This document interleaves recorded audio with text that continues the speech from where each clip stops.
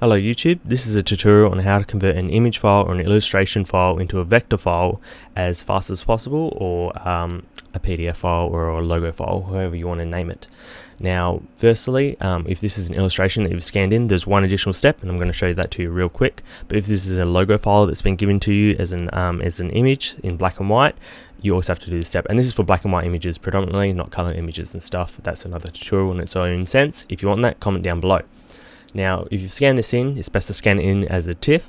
Sometimes when you scan in images, depending on the file format, you can get some grays in your image, and you want this to be as black and white as possible. So you want to click on your layer, and you want to commit a levels change to it. So you hit Command L or Control L to bring up your levels panel, and then you want to drag the left slide bar all the way up until the image is predominantly black and white. And then you hit OK to commit the change. So now you want to remove the white from the background. So this is the next step for you guys. Already, if you've already got like a logo file that's already perfectly black and white. So the easiest way to remove white from a background is hitting the effects button down here, scrolling all the way up to blending options, and then on blending options you want to drag in this white sidebar. Now you can do this for other colors as well, but in this case black and white, it works perfectly well for removing white from a background, and you can already see that the white has been removed here. Now this little button here can be split into two, and the purpose for this is for fine-tuning your changes. Now for ease of seeing what I'm doing here, I'm going to just make a quick red background. You guys do not have to do this in any sense.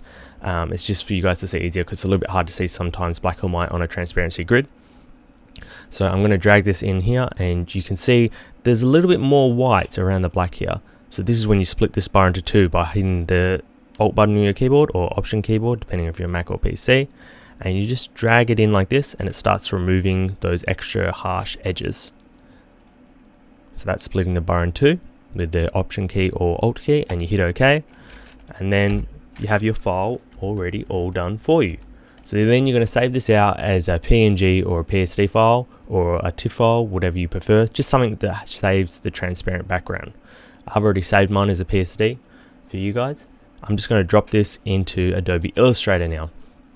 Now, something to note for this is because it's a vector file, it can be as small as possible to save your computer speed from running like really high. So you can make this 100 pixels by 100 pixels, and the image is going to look the same at the end of the day. So you want to open your properties panels now, which should always be open in the new version of Illustrator. If not, you can go Windows and Properties, or you can also go Windows and then Image Trace. But in this case, we're going to use the Properties panel because this was made for ease of use. So clicking on your image now, you're going to press Image Trace in the Properties panel here. And then there's many options here, but we're going to do black and white logo because this is the right fit. As you see now, it changed the image a little bit when I click that. So we want to make this as close as possible to the original image. So we're going to open up the settings for Image Trace here. So this opens up the Image Trace panel.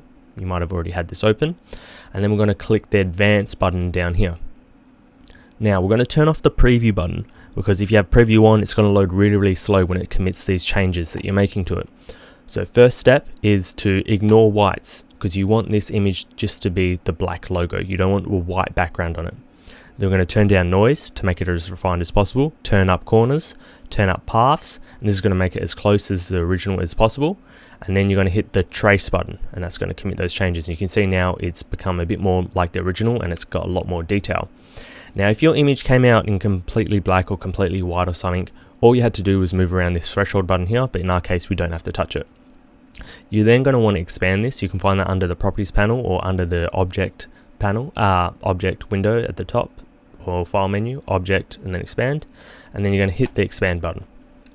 And you can see this is a transparent. As you move it off the artboard, you can see the grey behind it. Now there's a couple other steps you can do here to improve your image. Firstly, you can unify all the paths that are the same, so you have less little grouped objects, because you're going to have many objects for this, and you want it to make it as simple as possible. Next step you want to do is you want to make it a compound path. Now a compound path joins all these shapes together no matter what, and rather than having all these different paths, it's just a compound path. Now you can hit the keyboard shortcut, but I'm just going to show you through the File menu. You hit Object, scroll down to the very bottom, Compound Path, fourth out from the top, and hit Make. And you see it's now a compound path. So I move this off to the side, it's all one object and stuff, and this works well with clipping masks and changing colors and stuff, etc., and handing over files to a client. Now sometimes you might have way too many anchor points. Now I've already tested this image, so this is, in this case, does not work for this image, but in most cases this does work.